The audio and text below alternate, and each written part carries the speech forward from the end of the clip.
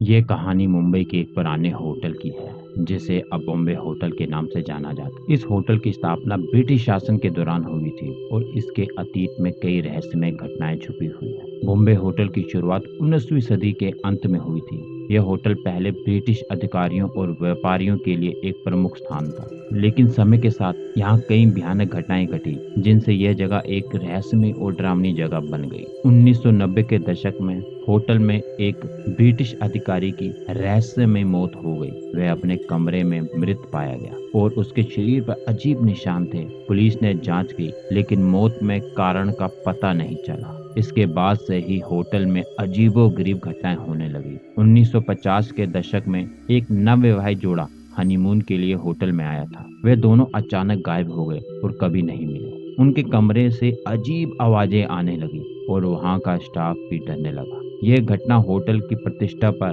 गहरा असर डाल गई। 1970 के दशक में होटल में एक प्रसिद्ध मनोचिकित्सक ठहरे थे। उन्होंने बताया कि उन्होंने अपने कमरे में एक आत्मा को देखा। वह आत्मा उनसे बात करने की कोशिश कर रही थी और मदद मांग रही थी।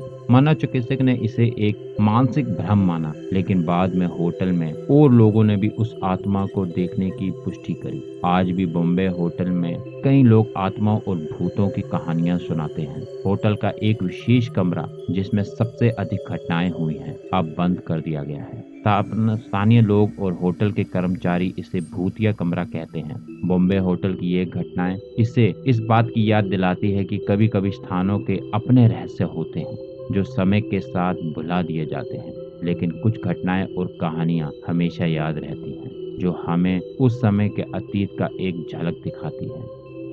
क्या आप कभी बॉम्बे होटल में ठहरने की हिम्मत करेंगे?